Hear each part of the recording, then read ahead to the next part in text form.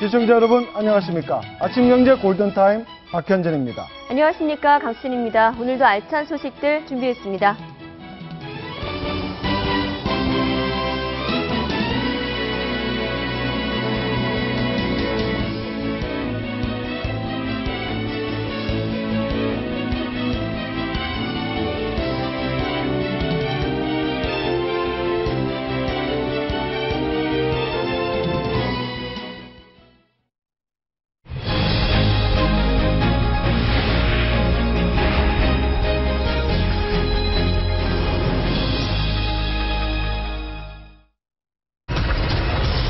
민생경제 3중고.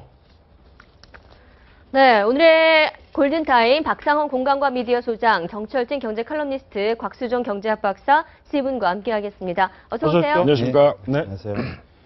네, 우리 경제가 사면초가입니다. 메르스의 예. 가뭄, 공공요금 인상까지 정말 서민들 굉장히 지금 체감하는 경기는 바닥에 떨어져 있죠. 네. 근데 불길한 전망들이 계속 지금 나오고 있는데 네. 경제 쪽에서도 상황 좀 안 좋은 전망들 많이 나오는데 특히 기준금리 인하를 했는데도 불구하고 지금 반응이 물론 네. 아직 뭐 시간은 많이 지나지 않았지만은 그리 좋지 않고 그래서 벌써 또 추경까지 써야 된다. 마지막 카드 얘기가 나오고 있는데 지금 벌써 뭐 경제연구소에서는 이러다가는 이제 한 분기를 그러니까 2분기를 다 버려야 되지 않나 이런 얘기까지 나오고 있어서 정말 메르스에 대한 여파, 이제 경제계에도 확산되고 먹구름을 들이고 있습니다.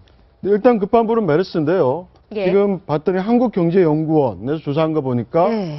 그 시나리오를 단순히 이달 말에 끝나는 게 아니고 이달 말, 7월 말, 그리고 8월 8월 말까지를 예상하는 것 같은데 예. 그러니까 그 정도로 장기화 될 수 있다고 보시는 겁니까? 어떻습니까? 지금 현재 뭐 메르스 진행 상황을 놓고 보면 우리가 네. 저희가 12일 날이 하나의 고비가 될 거라고 했는데 이게 지금 15, 16일로 늦춰지고 있는 상황.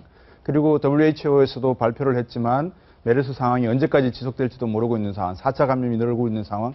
이런 것들이 만약에 6월, 7월, 8월로 연속이 된다 그러면 아마 한국 경제는 아까 우리 정철진 평론가께서 2분기는 버려야 된다라고 하셨지만 사스 때 홍콩이 4.1에서 0.9%로 떨어졌지 않습니까? 네. 그런 그 정도의 아마 급전직하도 보수적으로 예상을 했을 때 예상을 충분히 해야 되지 않겠나 생각이 듭니다. 홍콩이 4.1에서 0.9까지 떨어졌다는 그렇죠. 거죠? 1분기에서 2분기 떨어진 게 그렇게 떨어졌습니다. 상당히 많이 예. 떨어졌네요. 그래서 이제 한국경제연구원 계속 얘기를 하면 네. 이제 만에 하나 3분기로 간다. 그래서 예. 7월까지 간다라고 하면 뭐 순손실액이 9조 원, GDP 손실액이요. 네. 8월까지 간다라고 하면 지금 본 게 20조 나왔죠. 20조입니다. 예, 원에 예. 달하기 때문에 3분기까지 가냐 안 가냐가 지금 굉장한 중요한 관건인 것 같습니다. 만에 네. 하나 7월, 8월까지 가면은 저런 피해인데 더 많을 겁니다. 왜냐하면 거기가 휴가철이기 때문에 네네. 우리 특수가 있거든요. 이게 이제 메르스가 또 확산되고 있는 게 예를 들어서 군 쪽으로 확산이 되면 방위에 문제가 생기고요. 예. 네. 그다음에 생산직, 지금 수원 공장에도 뚫렸다라는 이야기가 나오는데 그렇게 되면 이제 생산 자체에 또 지장을 주지 않습니까? 그렇게 네. 되면 투자와 수출에 영향을 줄 수밖에 없고요. 방금 휴가철 말씀하셨는데 이 소비적 측면에서도 상당히 악영향을 줄 수밖에 없는 상황. 그래서 경제 성장을 담당하고 있는 수출, 투자, 소비 모두가 감소하면서 아마 경제 성장률이 IMF에서 3.8로 예상을 했다가 3.0으로 떨어뜨렸지만 제가 볼 때는 1%대 후반이나 2%대 초반도 지금은 충분히 예상할 수 있는 범위에 들어가 있다. 저는 이렇게 보고 있습니다. 이게 심각하게 어제 이제 대통령께서도 뭐 대수비, 네. 수석비서관에서 경제 문제를 집중 언급했거든요. 네. 올해가 3년 차 아닙니까? 네. 올해 성과를 못 낸다면 굉장히 이제 위험한 것이고 또 정치적으로 보면 내년 총선인데 선거, 그러니까 전국적 선거의 승패를 결정하는 것의 가장 큰 변수는 결국 불경기입니다. 지갑이 얕아지면 그렇죠. 네. 집권당이 이길 수가 없죠. 그렇기 네. 때문에 뭐 정부든 당이든 굉장한 위기의식을 가져야 될 것 같고 그다음에 메르스 전문가들 얘기 보면 칼로 무 자르듯이 며칠이면 딱 끊기는 게 아니고 지금 이제 4차가 뚫혔기 때문에 확산세는 늦더라도 이 지속성은 굉장히 오래 갈 거라는 예측이 많거든요. 그러니까 그렇다고 뭐 증가세가 둔화되더라도 둔화되더라도 가늘고 길게 갈 수 있다. 오늘 뭐 같은 그런 경우 청정 지역인 말씀이시죠? 대구 지역에서도 네. 이제 환자가 발생했고 그렇기 때문에 그다음에 이제 삼성의료원 뚫렸고 그다음에 4차, 5차 병원들에서 감염자가 계속 발생하고 있죠. 네. 그렇다고 본다면 이게 딱 정리가 안 된다라고 했을 때 굉장히 장기화된다고 본다면 박근혜 정부로서는 굉장히 부담스러운 것이 아까 말씀드렸듯이 경제 성과를 낼 수 없다. 정치 일정은 내년 4월 총선이 다가온다. 이렇게 됐을 때 어떤 위기의식, 어제 대통령이 대수비에서 얘기했던 경제 문제를 집중 얘기한 것도 아마 그런 위기의식이 작동하지 않았나 이런 생각이 듭니다. 네. 예, 최경환 경제부총리도 어제 국회 기획재정위 기재위 전체 회의에서 추경을 언급했습니다. 한번 들어보시죠. 말까지 상황을 이렇게 한번 지켜보면서 하반기 이 경제 운영 방향을 준비를 하고 있기 때문에 그 과정에서 판단을 하겠다는 말씀입니다. 6월 말까지 네. 앞으로 한 2주간 지켜보겠다. 6월 말 상황을 보고 결정하겠다는 겁니까? 이거 하겠다는 뜻으로 봐야 됩니까? 말아야겠다는. 일단 하겠다는 쪽에 무게가 가 있는 거죠. 예, 저는 이미 할 생각도 다 있는 것 같고 네. 이미 마음은 굳혔다 이렇게 보여지고요. 네. 아마 규모를 지금 고민 많이 하고 있을 것 같습니다. 기획재정부에서. 특히 이제 세월호 때랑 많이 비교를 하는데 세월호 때는 우리 국민은 지갑을 닫았지만 그 빈자리를 이제 요우커라는 정말 외국인 관광객들이 채워주면서 실은 좀 내수가 돌아갔거든요. 그런데 지금은 그 우리도 안 쓰고 외국인도 없기 때문에 소비가 완전히 공동화 현상이 나타나서 네네. 아마 추경은 필수 불가결한 것 같고 규모를 지금 뭐 10조, 20조 그 이상까지도 지금 나와서 시나리오가 나오고 있는데 규모에 대한 고민이 있지 않을까 보여집니다. 그러니까 추가로 예산을 투입하겠다는 거죠. 그렇죠. 추경이라는 추경이라고 하는 건 전에도 말씀을 드렸습니다만 국가 재난사회 또는 재난사태, 천연재해로 인해 가지고 국가가 긴급히 돈을 써야 될 필요가 있을 때 재정적인 어떤 지원을 하는 건데 지금 우리나라의 중앙정부 부채 규모가 한 GDP 대비 56% 정도 되거든요. 네. 그러니까 상대적으로 다른 국가에 비해서 GDP 부담이 작다. 그런 측면에서 재정적인 지원을 할 여유가 있다라고 판단을 하면 아마 최경환 부총리는 지금 재정 지원을 할 생각을 가지고 25조 정도를 맥시멈으로 생각하고 네. 아마 이 살림을 꾸릴 생각을 하는 것 같습니다. 근데 앞에서 저희들이 이야기한 어떤 수출이나 투자 내수 부분은 지금 당장 볼 수 있는 거고 앞으로 하반기에 가면은 저희들이 예상할 수 있는 게 공공요금이 지금 줄줄이 예상이 될 것이고요. 그다음에 추석쯤에 보면은 과일 가격이 상당히 올라갈 가능성이 높습니다. 왜냐하면 가뭄 현상이 오래되고 있기 때문에 이긴 과일 가격이라든지 채소 문제가 올라갈 것이고 가장 중요한 게 미국의 금리 인상 문제가 있는데 여러 가지 장벽들이 있기 때문에 이 모든 것을 넘어가기에는 추경 없이 가기에는 상당히 불가능하다는 게 아마 경제 전문가들의 판단인 것 같습니다. 현재는 불가피하다. 추경. 그렇지만 네. 지금 여권에서는 여기에 대해서 대대적인 추경은 조금 곤란한 것 아니냐. 그 국가 부채 문제, 재정 적자 때문에 좀 불가능한 것 아니냐는 반론을 펴고 있는데요. 예. 한번 내용을 한번 보시죠. 예, 지금 보시면 김무성 당대표 일단 추경에 찬성은 하지만 메르스의 맞춤형 추경이 필요하다라고 이야기를 하고 있습니다. 막연한 추가 경정 예산 편성 이런 것은 큰 효과를 보기가 어렵고 오히려 국가 부채 늘어난다라고 얘기하고 있습니다. 네. 국가 부채가 실제로 굉장히 많지 않습니까? 그렇죠. 뭐 아까 정부 부채만 한 530조 원 되니까 여기에서 20조, 30조 하면 더 커질 수밖에 없는데 김무성 대표가 좋은 지적한 겁니다. 왜냐하면 이제 20조 원을 추경을 하더라도 정부는 항상 어떤 유혹에 빠지냐면은 지금 힘든 부분이 이제 관광이랄지 뭐 소상공인이랄지 이런 부분인데 어쨌건 경제 성장률을 끌어올리려고 좀 사업을 벌인다든가 좀 번외로 좀 쓰게 됩니다. 그런 유혹에 좀 빠지니까 아마도 뭐 10조든 20조든 추경을 하더라도 이것을 힘든 사람한테 이 직격탄을 쏴라. 내수, 뭐 관광 아니면 숙박 또 가뭄이니까 저수지 건설 이런 쪽에만 사용해라라는 건데 정부도 이런 쪽에도 쓰겠지만 아마도 또 뭐 프로젝트는 몇 가지는 할 것 같아요. 근데 이걸 칸막이를 딱 나눠 쓸 수는 없잖아요. 여기는 메르스, 여기는 네. 이렇게 비메르스 이렇게 쓸 수는 없고. 아니죠. 2009년도 네. 미국 오바마 대통령이 처음 성설을 하고 정부에 들어섰을 때 추경을 갖다가 집행했지 않습니까? 그 7천억 달러를 집행을 하면서 구체적인 내용, 어느 뭐 공공교육이라든지 공공의료라든지 여러 분야를 갖다가 예산을 편성을 해서 그거를 발표를 했거든요. 그래서 방금 우리 정철진 평론가께서 말씀하셨지만 정부에서는 이 추경을 갖다가 편성을 할 때 공공의료 부분, 지금 우리가 뚫혀있는 부분에 대해서 무엇을 보완해야 될지에 우선을 둬야 되고 관광이나 호텔 부분을 말씀하시는데 이쪽 부분도 사실 어렵기는 마찬가지입니다. 하지만 많은 대기업들이 유보금, 사내 유보금을 쌓아놓고 있다는 측면에서는 과연 이게 이 급한 것이냐 아닌 아니냐를 정부에서는 판단을 해서 가장 불효불급한데 먼저 지급하는 그런 정책이 중요한 것 같습니다. 네, 추경은 불가피할 것 같고 다만 규모에 관련해서 경제 전문가들과 여권에 네. 좀 공방이 이어질 것 같습니다. 다음 주제 이어가겠습니다. 빗나간 메르스 상식. 근데 진정될 것으로 예상됐던 메르스가 예상 외로 장기화 국면에 접어들고 있습니다. 앞서 얘기한 대로 현대기아차그룹 지금 해외 근무자도 지금 메르스 일단 의심 증세가 있어서 증세입니다. 근데 음성 판정을 받은 상태죠. 네. 예. 또 더욱 궁금한 건 삼성전자 네. 수원. 사업장에서 예. 양성 확진 판정이 났고요. 예. 지금 계속 이렇게 확산되고 있는데 이 산업계까지 확산되는 건 아닌지 어떻습니까? 지금 삼성전자 직원 확진 네. 판정이 가장 큰 뭐 떠들썩한 이슈인 것 같은데 네. 다 지금 CCTV나 이런 것들을 활용해가지고 동선의 자가격리를 한 177명 정도 시켰고요.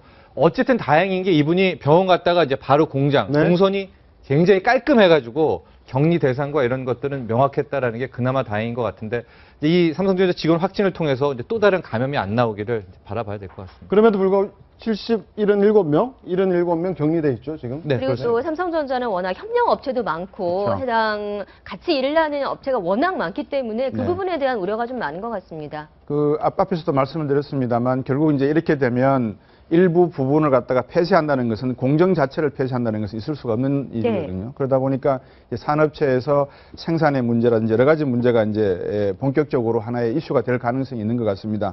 문제는 제가 보기에는 3차 감염 이후에 저희들이 4차 감염을 갖다가 상당히 신경을 썼고 또 정보 공개 이야기가 많이 나왔었는데 이 부분에 있어서 상당히 국가나 아니면 병원 측에서 무시했던 부분 그런 부분들이 아마 보건당국에서 놓쳤던 부분들이 결국은 산업체로 스며들고 있는 게 아닌가. 이제 그렇다 그러면 이번 사태는 단기전보다는 중장기전으로 가야 될 그럴 상황인 것 같습니다. 그러니까 중장기전, 예, 말씀하시죠. 굉장히 이제 지금 이제 국민들이 불안해하는 것은 이제 3차 감염까지는 이제 이른바 역학조사로서 추적이 가능했는데 네. 이제는 이제 풍선 효과라고 어디로 갔는지를 알 수 없는 상황이 된 거 아닙니까? 이렇게 대구가 뚫렸다. 그 다음에 아침 보도를 보니까 137번 환자, 그러니까 그 이송 차량에 근무했던 네. 분은 발열 상태에서 이제 일주일 동안 지하철을 타고 일주일 동안 지하철을 탔다고 러시아워 그러죠. 시간에 네. 출퇴근을 했다. 했다. 이렇기 때문에 그게 이제 지하철 내 감염은 없을 거라고 전문가들은 얘기하지만 또 그 지하철 1, 2호선은 굉장히 혼잡 노선인데 그걸 탄 분들은 또 불안하지 않겠습니까? 네. 그래서 서울시에서 이제 그 시간대 탄 사람들 중에 뭐 정상인 사람들은 신고를 해달라 얘기가 나왔기 때문에 이게 지금 역학조사가 과연 가능한 것인가 지금부터 여기에 대한 불안이 가장 큰 것 같습니다 지금.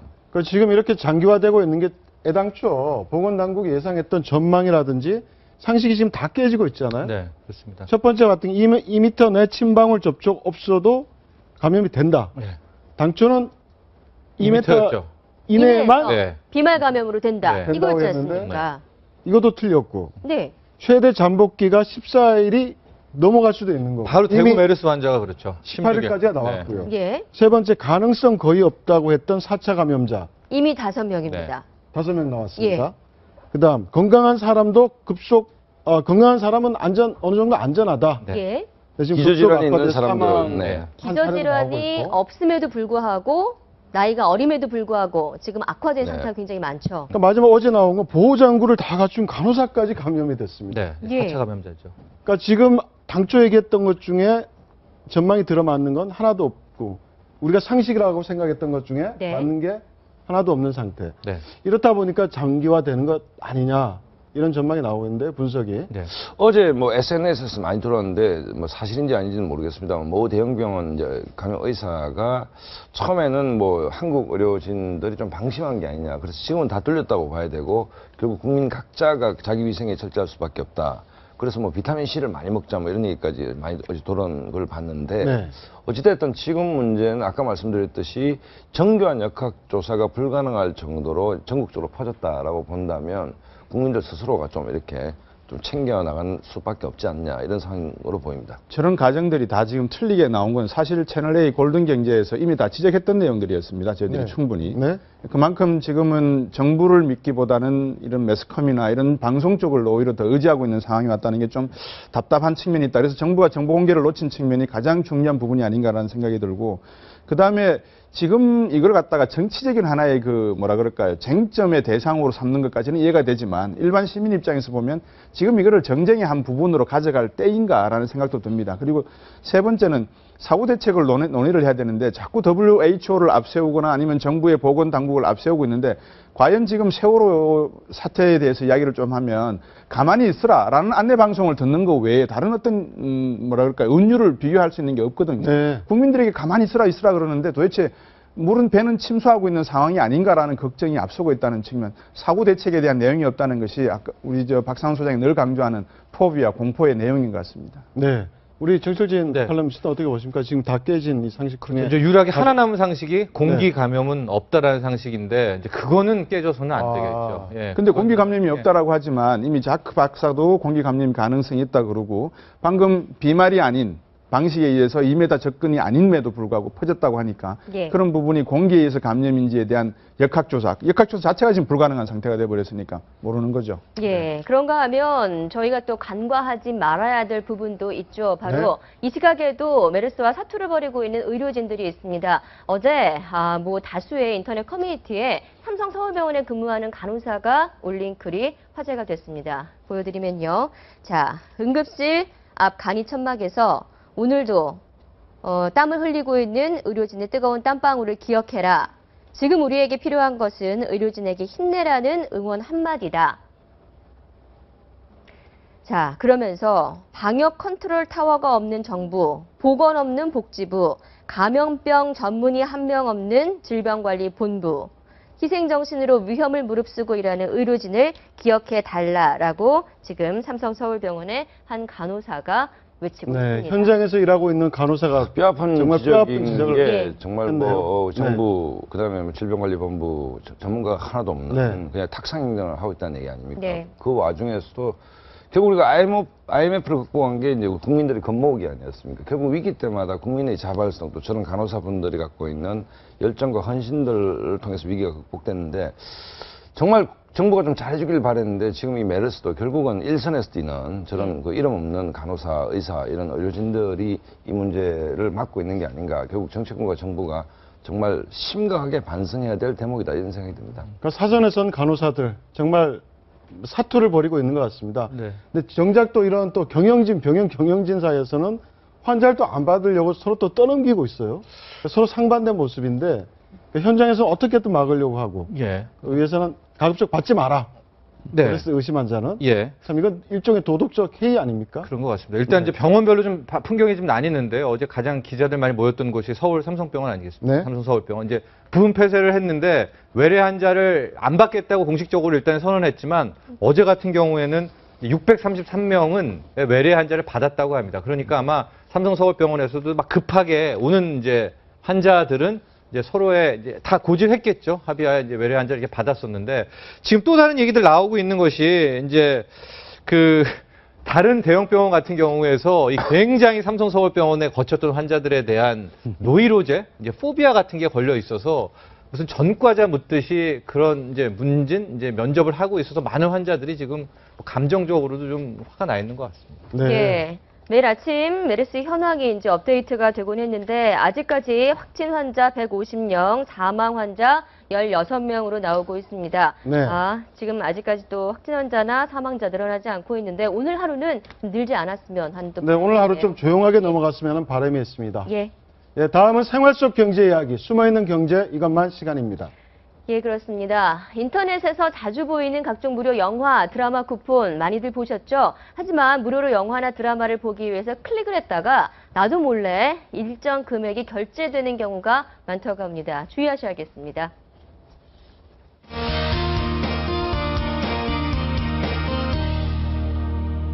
네, 유용하고 재밌는 숨어있는 경제 이것만. 오늘은 무료 영화나 드라마를 믿기로 한 자동 결제 사기에 대해 알려드리겠습니다. 영화나 드라마 좋아하시나요?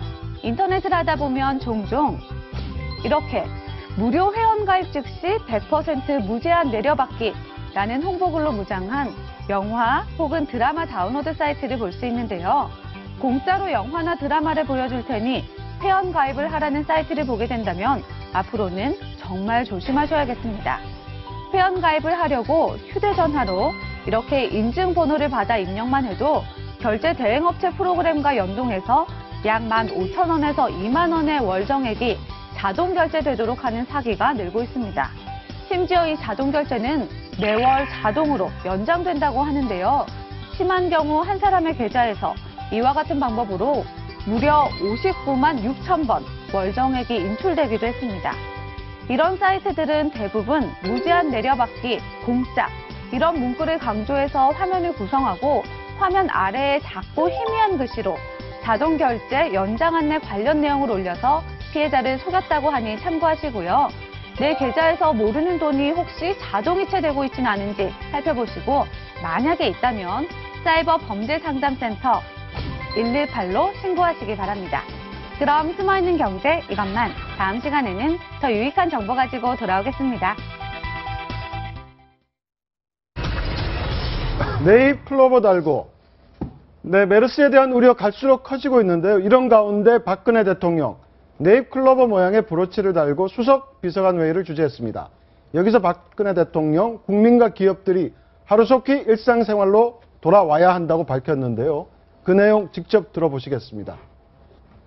힘내라고 응원하는 분들을 보면서 우리 국민들의 마음에서 희망을 보았습니다. 그런 희망을 담은 행운의 네잎 클로버를 어제 이렇게 선물을 받기도 했습니다. 국민들의 일상생활과 기업들의 경영활동이 하루속히 정상으로 돌아와야 하겠습니다. 예, 네잎 클로버 브로치를 지금 박근혜 대통령 달고 네. 있습니다. 지난 주말에 이 메르스 사태와 관련해서 동대문 시장을 방문했다가 상인들에게 받은 브로치라고 하는데 회의에서 소개한 직접적인 이유 어디에 있을까요? 우선 뭐 대통령의 뭐 뜻은 빨리 이제 메르스 사태가 진정이 되고 이제 공포감을 좀 줄이면서 일상생활로 돌아와야 이제 그 우리 국가가 또 사회가 정상적으로 작동되지 않느냐 이 뭐 말씀인데 뭐 틀린 말씀은 아니죠. 근데 이제 문제는 국민 대다수가 느끼는 생각과 그다음에 저기 대통령 수석비서관 회의 주재하는 모습인데 대통령이 하시는 그 말씀과의 간극과 괴리가 굉장히 크다는 겁니다. 네. 그 7인의 멤버를 알려준 김용갑 전 의원이 오늘 뭐 어떤 언론과 쓴소리를 했는데 정말 그 청와대 참모들이 반성해야 될 것이 국민 생각을 전달하지 못하고 있다는 쓴소리를 했거든요. 네. 메시지를 전달하는 방식은 지금 위기입니다. 어찌됐든 전염병이 창궐하고 있고 장기적 가뭄이 되고 있고 국민들은 여름 휴가를 포기하려고 하고 있는 상태고 또 학교에 학생을 보내는 부모들은 불안하고 있고 관광사업은 거의 뭐 붕괴 상태고 이런 상태인데 그럴 때 우리 이제 박근혜 대통령이 메시지를 전달하는 방식이 꼭 국무회의나 수석비서관 회의, 수석비서관들이나 장관들은 받아 적고 있고 대통령은 정제된 얘기를 말씀을 하십니다. 네.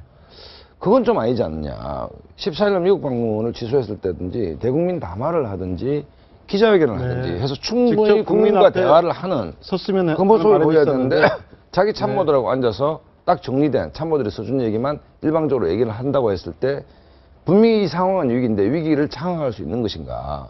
국민들은 냉소적이 될 수밖에 없는 것이죠. 그렇지 않습니까? 네네. 그렇기 때문에 뭔가 국민과의 소통하는 방식에 문제가 있다는 것이고 그다음에 김용갑 전 의원님 말씀하신 것처럼 지금 현재 청와대에서 국민들이 느끼는 공포감이나 어떤 절망감을 대통령께 제대로 전달되고 있느냐의 문제에 대해서도 의구심이 뭐 저뿐만 아니라 모든 전문가들이 얘기를 하고 있습니다. 그렇기 때문에 마지막으로는 청와대가 정상적으로 작동되고 있는가에 대한 의구심도 있다는 겁니다. 저는 저 네잎 클로버 브로치를 보고 뭘 느꼈냐면은요, 이제 뭐 마음은 정말 알겠지만은 주식 시장에 있어가지고 이제 주식을 사라 팔아라 하는 이제 하나 애널리스트와 주식과의 관계를 좀 봤습니다. 지금 박근혜 대통령은 지금 주가가 이렇게 떨어지고 있는데 떨어질 때는 팔아라라고 얘기를 해야 되는 거거든요. 네네. 근데 지금 떨어지고 있는데 여기서 희망을 얘기한다고 사라 그런 모습인 것 같아요. 사라라는 얘기는 일단은 다 떨어지고 나서 반등해서 올라가는 이 시점에서 어느 정도- 사라 해야 되는 게 맞는데 네, 반응의 기미가 그렇죠. 보일 때, 네. 경고의 목소리가 할 타이밍에 오히려 지금 희망을 노래한다는 자체가 미스매치가 되는 거거든요. 예. 그래서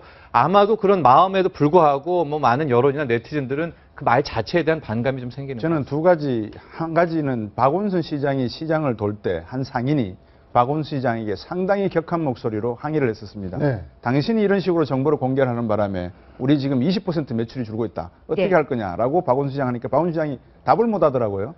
근데 박 대통령께서 과연 그 장면에 해당하는 내용을 보셨는지 모르겠습니다. 국민들이, 시민들이 실제로 하고 싶은 말은 아마 그 말이었을 거고 청와대 수석회의를 주관하고 계시는데 아마 그 앉아있는 수석들이 과연 대통령께서 저런 말씀을 하신다고 속내로 그렇습니다, 각하라고 하고 있을지 아니면 그게 아닌데요 라고 하고 있을지에 대해서는 한번 정확하게 민심을 읽어보시는 방향으로 좀 전환을 했으면 하는 생각입니다. 네, 하루속히 정상으로 돌아와야 하겠습니다. 이 발언에 대한 댓글, 네. 네티즌의 반응은 뜨거웠습니다. 한번 보시죠. 예, 뭐 저희도 말을 했지만 굉장히 어떤 희망에 대한 긍정적인 메시지를 읽기보다는 아마도 이 불안감에 대한 공포가 더 컸던 것 같은데 굉장히 뭐 확산을 자제해야 한다.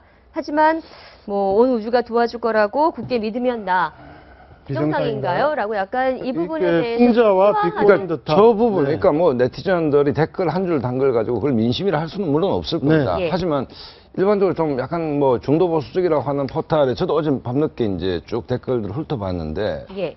좀 쇼킹한 것은 수천 개의 댓글 중에 대통령의 입장을 지지하는 댓글을 저는 본 적이 없습니다.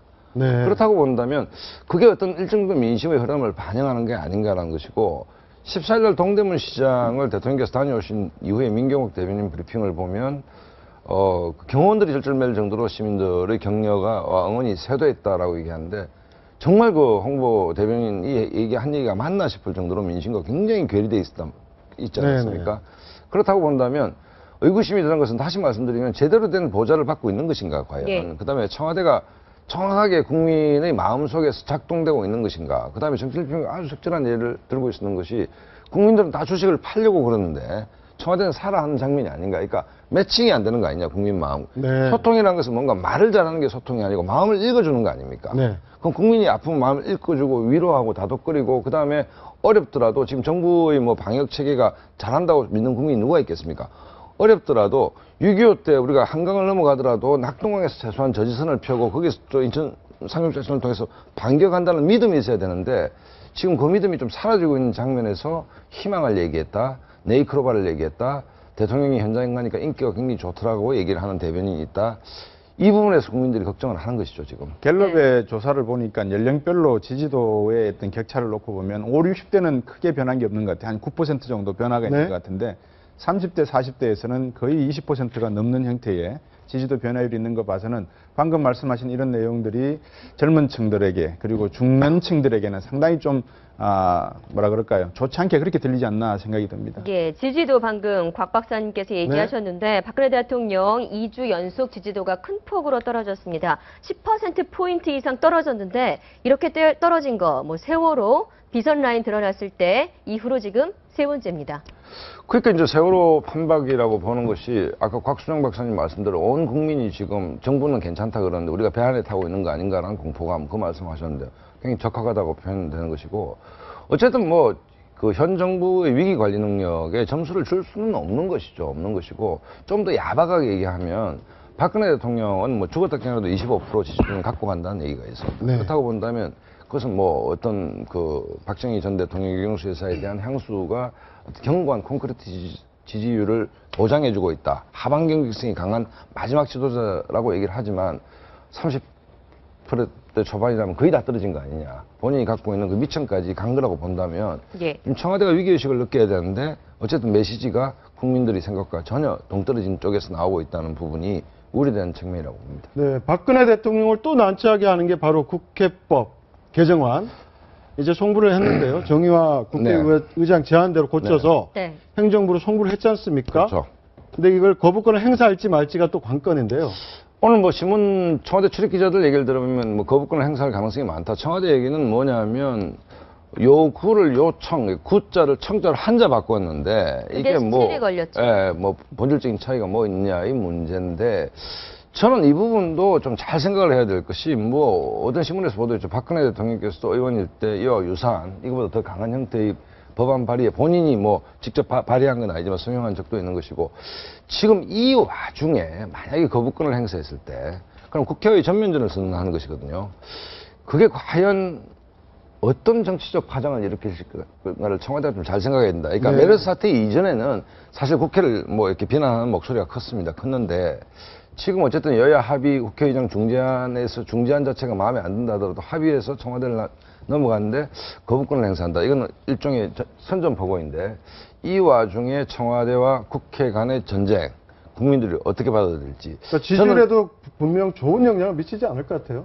당청 간의 갈등이 만약 거부권 행사로 인해서 네. 다시 또 불거진다고 그러면 근데 뭐 좀 뜬금없는 말씀인 것 같지만 야당은 야당답지 못하기 때문에 저는 뭐 야당이 어떻게 포지션을 취할지에 대해서는 관심이 별로 없습니다. 왜냐하면 죽어있는 거의 뭐 죽어가는 송장이나 비슷하다고 저는 생각을 하고 있기 때문에 어떤 정책 대안도 내놓지 않고 메르스 사태에 대한 어떤 합의점도 내놓지 못하고 있는 상황이고 그런 상황에서 놓고 볼 때 결국 새누리당과 그다음에 청와대 당청 간의 문제일 것 같은데 이 부분에 있어서 김무성 대표와 유승민 원내대표가 경제 추경에 대해서 이견을 보이고 있듯이 약간 새누리당과 청 간에 이견이 나오지 않겠는가 저는 그렇게 뭐 비전문가로서 보고 있습니다.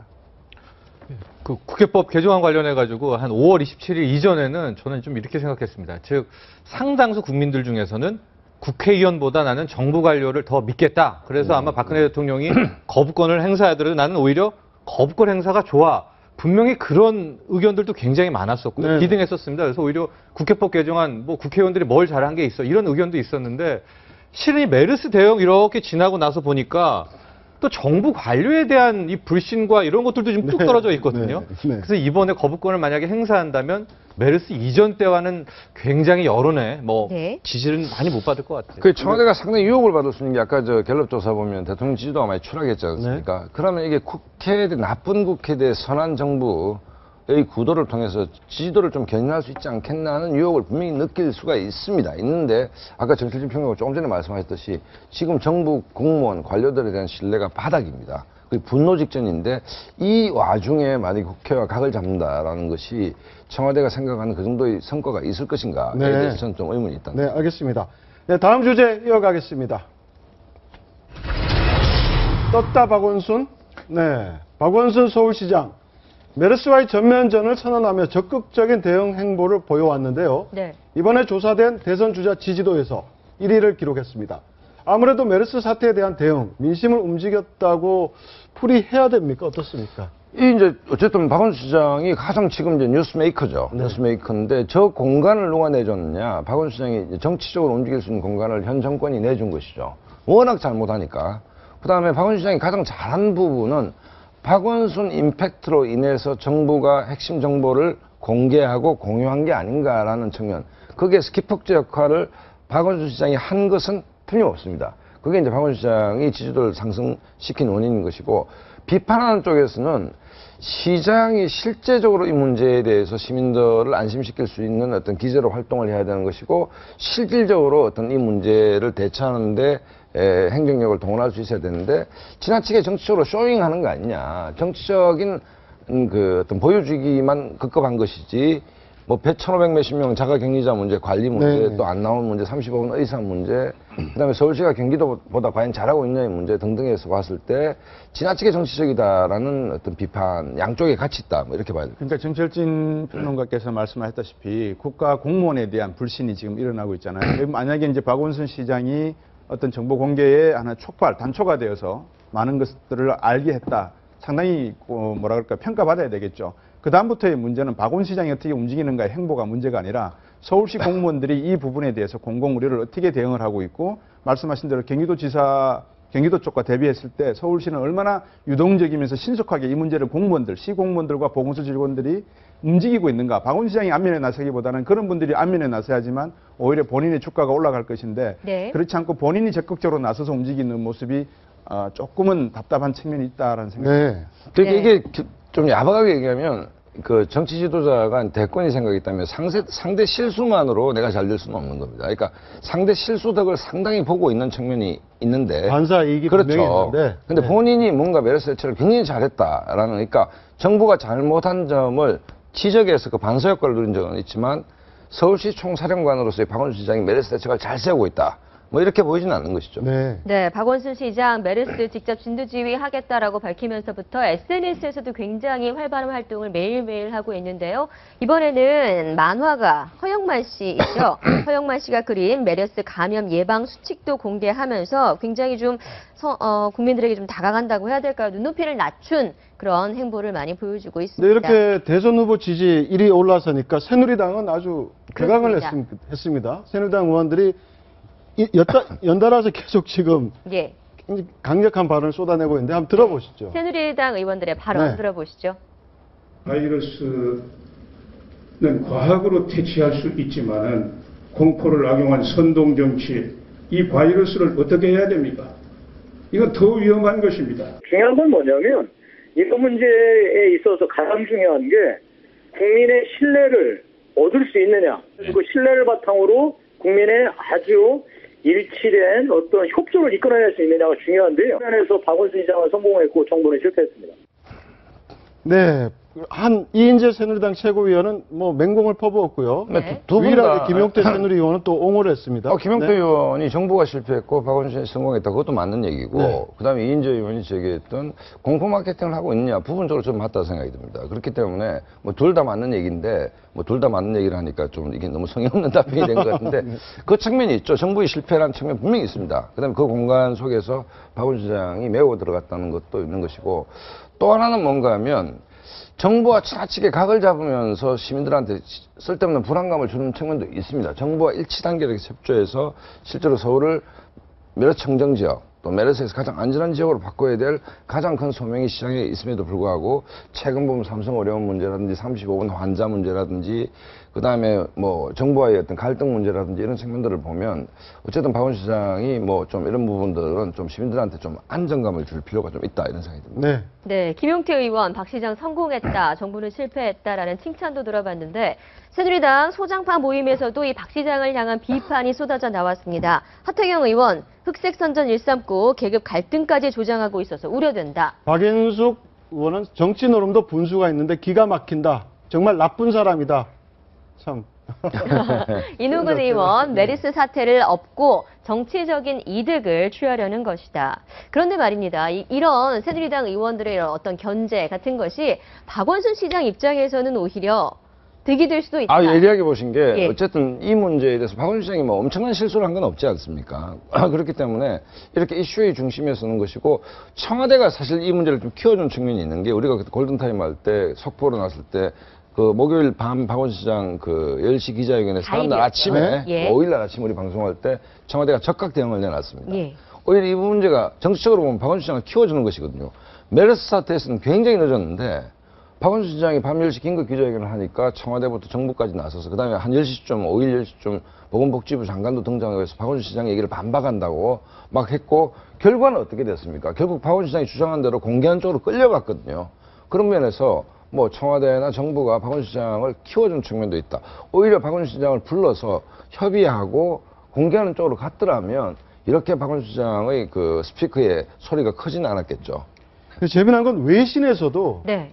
지금 박원순 서울시장을 주목하고 있는 기사가 나왔습니다. 영국 유력 일간지인 가디언지가 세계 5대. 예. 5대 시장을 뽑았는데 그중에 박원순 시장이 들어갔어요. 예, 근데, 지금 뭐 네. 세계 혁신을 네. 이끈 세계 대도시 5대 시장으로 지금 우리나라의 박원순 시장이 포함이 된 건데요. 내용 보시면 굉장합니다. 네, 무소속으로 출마한 시민사회 운동가, 시민의 의견에 귀를 기울이는 시장으로 알려져 있다. 가장 주목할 만한 변화를 서울시가 지금 경험하고 있다라고 이야기를 하고 있고요. 공유경제, 복지정책, 시민참여, 가장 큰 도전 과제는 정부와 대기업의 적대감에 대처하는 것이다.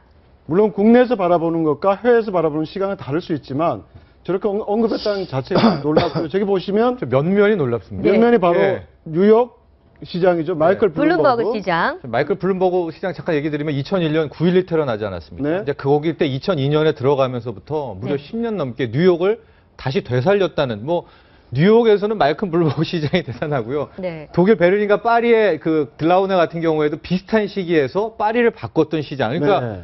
한 축을 바꾼 도시의 축을 바꾼 시장에 우리 서울에는 박원순 시장이 같이 이제 언급이 됐다는 것은 좀 박원순 시장이 역시 지금 뜨고 있는 분위기에. 근데 이제 저게 상승세를 천천히 봐야 될 게 타는 결국은 성과로 얘기를 하는 것인데 네. 박원순 시장이 지금 이제 두 번째 시장을 하고 있는데 과연 무슨 서울시는 뭐를 바꿨지 그 문제에 대해서 답할 수 있어야겠죠. 네, 알겠습니다. 네, 저 5명 중에 또 유일한 현직 시장이라는 것도 주목해야 될 것 같습니다.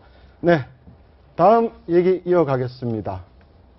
북한이 억류 중인 우리 예. 국민 2명을 모레 송환하겠다고 밝혔습니다. 김정은 체제 들어 두 번째 공화국 성명을 냈는데요. 당국 간의 대화를 못할 이유가 없다라고 발표했습니다. 의도가 뭘까요? 곽정화 기자입니다. 북한이 억류 중인 우리 국민 2명을 모레 판문점을 통해 송환하겠다고 밝혔습니다. 송환 예정인 이모 씨와 진모 씨는 50대 부부로 북한에서 산삼 등을 들여와 파는 보따리 무역상으로 알려졌습니다. 두 사람은 지난달 초 중국 훈춘의 대북세관인 권화통상구로 입국한 것으로 추정되며 가족들은 지난달 21일 경찰에 실종 신고를 접수했습니다. 북한은 송환 통보에 앞서 6.15 공동선언 15주년을 맞아 남북 당국 간 대화를 또 제안했습니다. 북남 사이에 신뢰하고 화해하는 분위기가 조성된다면 당국 간 대화와 협상을 개최하지 못할 이유가 없다. 공화국 성명은 북한에서 최고 권위를 가진 발표 형식으로 김정은 집권 이후 딱 한 차례 있었습니다. 북한은 지난해 7월 인천 아시안게임 응원단 파견 소식을 공화국 성명을 통해 발표했습니다. 이에 따라 북한이 다음 달 광주 하계 유니버시아드 대회에 선수단과 응원단을 보낼지 관심을 끌고 있습니다. 하지만 이번 성명에는 미국과의 군사훈련 중단이나 체제 통일 반대, 대북 선전 중단 등의 각종 요구 조건이 달렸습니다. 요구 조건을 들어주지 않을 경우 도발의 명분으로 삼을 수 있다는 우려가 나옵니다. 통일부는 북한은 전제 조건 없는 대화에 나서야 한다며 군사적 긴장을 즉각 중단하라고 요구했습니다. 채널A 뉴스 곽정아입니다. 2 얼굴의 김정은. 네, 북한 얘기해보죠. 네. 양욱 한국국방안보포럼 연구위원 새롭게 모셨습니다. 어서 오세요. 네, 안녕하십니까. 네. 네, 북한이 억류 중인 우리 국민 2명 송환하겠다고 밝혔고요. 어제 또 공화국 성명을 통해서 남북 대화에 대한 시사를 했습니다. 예. 이런 제스처, 화해 제스처라고 봐야 되나요? 어떻습니까? 일단은 사람을 돌려보낸다, 국민을 돌려보낸다. 이게 소위 이제 송환 정국으로 이제 끌어가겠다는 것인데 이것이 북한이 대화를 할 때 쓰는 가장 전형적인 수법 중에 하나입니다. 그 다음에 북한이 내세울 수 있는 가장 어떻게 보면 센 카드 중에 하나라고 볼 수 있고요. 그래서 이것은 분명히 어떤 대화의 시도라고 볼 여지는 분명히 있습니다. 근데 이제 다만 이것을 우리가 받을 것인가는 좀 다른 문제일 수가 있겠습니다. 예를 들어서 작년 같은 경우에는 미국에 억류됐던 인원들을 이렇게 북한이 돌려보낸 바가 있는데 사실 미국이 대화를 받지를 않았습니다. 네. 결국은 뭐냐면 그렇게 될 수 있는 대화를 실제로 얻을 수 있는 것이 없다라는 판단이 됐기 때문에 미국의 입장에서는 그걸 더 이상 끌고 갈 필요가 없었던 것이고요. 이제 반면 이제 대한민국 같은 경우는 과연 이 부분을 어떻게 보고 무엇을 전략적으로 끌어낼 거냐. 그런 목표를 바탕으로 해서 간다고 하면은 이 대화를 받을 수도 있겠죠. 근데 어쨌거나 지금 북한 입장은 상당히 좀 이전과는 좀 다른 모습은 좀 보이기는 한다. 왜냐하면 올해 자체가 노동당 창원 70주년이기 때문에 뭔가 성과를 내야 되기는 하는데 지금 낼 성과가 없다는 것이 가장 큰 문제겠죠. 결국은 지금 북한 입장에서는 대화를 원할 수밖에 없다는 것이 사실이긴 하겠습니다. 양욱 의원님 굉장히 중요한 지적을 하셨는데 자, 대화를 원한다. 70주년 성과가 없다. 네. 우리 대한민국은 뭘 얻을 건가? 얻을 게 있죠. 지지도가 추락하고 있습니다. 사정정국 안 됩니다. 집권 3년 차에 가장 유혹적인 게 남북 정상회담입니다. 네. 그러니까 오히려 미국은 북한과의 대화를 통해 실제로 얻을 게 없었겠지만 박근혜 정부는 가장 강력한 지지도에서 몰핀이 될 수 있지 않겠나 하는 유혹이 있는 것이죠. 그렇기 네. 때문에 뭔가 물밑 대화가 저 개인적으로는 활발히 일어나고 있다고 저는 봅니다. 네. 예, 저희 지금 북한 얘기 나눠보고 있었는데요. 밤사이 메르스 확진자와 사망자가 네. 추가가 됐습니다. 추가 확진자 4명이 늘어서 총 154명이 됐고요. 사망자는 3명이 밤사이 늘어서 총 19명이 됐습니다. 하루 사망자라면 가장 많은 사망자가 나왔습니다. 3명. 예. 어떻게 진정되지 않고 계속 확산되고 있는, 다행스러운 건 확진자가 4명으로 계속 조금 줄어들고 있다는 것으로 보이고요. 사망자는 지금 크게 늘었습니다. 3명입니다. 예. 그래서 19명 됐다는 소식 전해드리고요. 참 안타까운 소식입니다. 빨리 좀 진정이 됐으면 좋겠는데 쉽지가 않네요. 예, 네. 계속해서 북한 얘기 나눠보도록 하겠습니다. 지금 북한이 오랜만에 성명을 지금 낸 건데 이런 공화국 성명, 지금 김정은 집권 이후에 2번째입니다. 항상 이 6.15를 전후해서 그런 성명을 좀 낸다라는 생각도 드는데요. 지난해에는 아시안게임 관련해서 또 성명을 냈었죠. 직접 들어보시죠. 조선 당국이 진정으로 북남 관계를 개선할 의사가 있다면 북남 손해분들에 의하여 마련된 6.15 14선언을 비롯하여 북남 공동의 합의들을 존중하고 리행하는 길로 나와야 한다. 북과 남은 외세 의전을 반대하고 모든 문제를 우리 민족끼리 해결해 나가야 한다. 지난해 7월 인천 아시안게임 앞서서 이런 공화국 성명을 처음으로 발표했고요. 네. 이번에 2번째인데 그러면 다음 달 열리는 유니버시아드 이걸 겨냥해서 또 선수단을 보내려고 하는 사전 정지 작업이 아니냐 이런 분석도 나오고 있습니다. 어떻습니까? 그럴 가능성은 충분히 네. 있습니다. 근데 이제 사실 선수단을 보내와서 혹은 이제 거기에 지난번처럼 3인방 내려왔지 않았습니까? 네. 예. 그런 그림이 연출될 가능성도 있고요. 근데 다만 그렇게 될 경우에도 우리가 역시 어떤 스텝을 잘 밟아나가야 된다는 겁니다. 지난번 작년 10월에 보셨지 않습니까? 그렇게 3명 내려보내고 난 다음에 NLL 쪽에서 계속적으로 도발했습니다. 그 다음에 심지어 DMZ 쪽에서 서로 총격도 있었고요. 네네. 이게 결국 뭐냐면은 북한 입장에서는 언제나 이것을 동시에 가지고 온다는 것입니다. 대화를 한쪽으로 하면서 계속 한쪽으로는 이렇게 도발의 징후들을 보이는데, 그럼 이것을, 이 상충되는 것을 어떻게 봐야 되냐. 이게 뭐 단순히 무슨 뭐 화전, 양면 전술이냐 이렇게 볼 것이 아니라 이거를 우리 정부가 어떻게 주도적으로 끌어갈 거냐.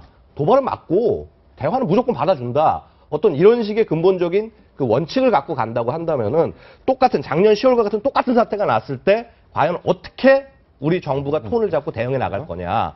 이 부분이 지금 명확하게 좀 세워진다면 얘기가 될 수 있다고 봅니다. 근데 다만 지금 한 가지가 이 과연 유니버시아드 대회에 북한이 올 수 있을까가 문제입니다. 뭐냐 하면은 네. 북한이란 나라가 전염병에 엄청나게 민감한 나라입니다. 올 초만 봐더라도 에볼라 이제 굉장히 많지 않았습니까? 네. 그러니까 관련된 인원들 보면은 해외 출국했다가 아프리카 근처 간 인원들은 무조건 한 뭐 20일 동안 격리를 시켜놓고요. 심지어는 아프리카 쪽 사람들 받아주지도 않았습니다. 네. 예. 그러니까 결국은 우리 지금 메르스가 이렇게 지금 사태가 확산되고 있는 이런 상황인데 과연 이제 북한이 이제 이걸 올 수 있을 거냐. 온다고 했을 때는 또 그만큼 북한의 의지가 그만큼 강하다. 대화를 하고 뭔가를 얻어야 되겠다는 의지가 강하다라는 거를 볼 수도 있겠습니다. 근데 이게 유화 제스처를 보냈는데 네. 예전에도 그랬듯이 이번에도 또 위협적인 모습도 보였어요. 바로 예. 함대함 미사일. 그렇죠. 굉장히 좀 위협적인 무기라고 하는데 어떻습니까? 예, 무기 전문가시니까 설명해 일단 주시죠. 대한미사일 같은 경우는 이게 이제 KN-51이라고 해서 네. 사실은 인지된 지는 굉장히 오래됐습니다. 근데 이것이 이제 이전엔 지상에서만 쏘다가 지금은 이제 그 고속정, 그 북한의 신형 스텔스 고속정과 함께 바다에서 쏘는 이제 이런 모습으로 바뀌었습니다. 지금 화면에서 보이는 저게 바로 예, 맞습니다. 네. 근데 저렇게 해서 발사를 하는데 지금 저 배 같은 경우에는 사실 레이더가 한계가 있습니다. 민수용 레이더를 달아놓을 정도로 한계가 있는데요. 이 대한미사일이 보통 이제 공격을 해 들어갈 때는 한 100km 정도 먼 거리에서 이렇게 날아서 들어가는데 지금 저 대한미사일이 왜 무섭냐라고 하면은 예전에 북한이 갖고 있던 구형 대한미사일은 고도가 한 20-30m 정도 높이 해가서 날아갔습니다. 네. 이거 레이더로 충분히 탐지할 수가 있습니다. 근데 저 지금 미사일의 경우에는 올라가는 고도가 불과 3에서 5m 정도입니다. 수면에서. 네. 그럼 레이더로 탐지하기가 굉장히 어렵습니다. 일종의 스텔스네요. 그렇죠. 그렇게 하고 오다가 목표물이 다가오면은 옆으로 치고 들어가거나 안 그러면 위로 곧바로 떠서 위에서 공격을 하거나 이런 식의 방식으로 공격을 하는데 그래서 저거를 막을 수 있기 위해서는 굉장히 고도의 성능을 가진 함정이 필요합니다. 네. 그러니까 대한민국 우리 해군도 굉장히 좋은 성능의 그 함정들, 그러니까 예를 들어서 호위함급 이상, 3,000토급 이상의 커다란 배에는 저런 것을 막을 수 있는 능력을 구비를 하고 있는데 그거 이외에 좀 작은 함정들, 네. 막 400토급이나 아니면 참수리 고속정 같은 이런 배는 저걸 막을 수 있는 능력이 좀 떨어집니다. 네. 그래서 이런 부분들이 문제라고 하겠죠. 네. 예, 그런가 하면 잔혹하게 지금 처형됐다고 알려진 현영철 전 인민무력부장의 자리에 박영식이라는 인물이 올라왔다고 예. 해요. 호명을 지금 두 번째로 하는데 호명이 바로 서열순 아닙니까? 예, 그렇습니다. 어떤 이제 인물이죠? 보통 군에서 제일 그 중요한 위치는 역시 총정치국장이 되겠습니다. 총정치국장 다음에, 그 다음에 사실 이전에는 이제 그 총참모장이 먼저냐, 인민무력부장이 먼저냐를 놓고 이런 약간 좀 혼선이 있었는데 김정은 시대 들어와서는 이제 인민무력부장이 확실하게 넘버 2, 그 다음에 네. 총참모장이 세 번째, 이렇게 지금 인지가 되고 있습니다. 그런데 지금 갑자기 박영식이라는 사람이 대장으로 해서 별 내수를 해가지고 나타났고요. 네. 그 다음에 그 위치 자체가 나온 게 지금 공석이 된 것은 결국은 인민무력부장밖에 없는 겁니다. 네. 그런데 넘버2로 호명이 됐다는 것은 결국 이 박영식이 인민무력부장이 된 것이 아니냐라는 그런 판단이 가능한 것이죠. 네, 알겠습니다. 오늘 말씀 고맙습니다. 감사합니다. 네, 스마트폰 인터넷을 지금보다 최대 15배 빠른 속도로 이용할 수 있는 서비스가 나왔습니다. KT는 모바일 인터넷에서도 1초에 최대 1.17GB를 전송할 수 있는 기가 LTE 서비스를 출시했다고 밝혔습니다. 이는 초고화질 UHD 영화 한 편을 스마트폰으로 내려봤는데 2분 정도 걸리는 속도라고 KT는 설명했습니다.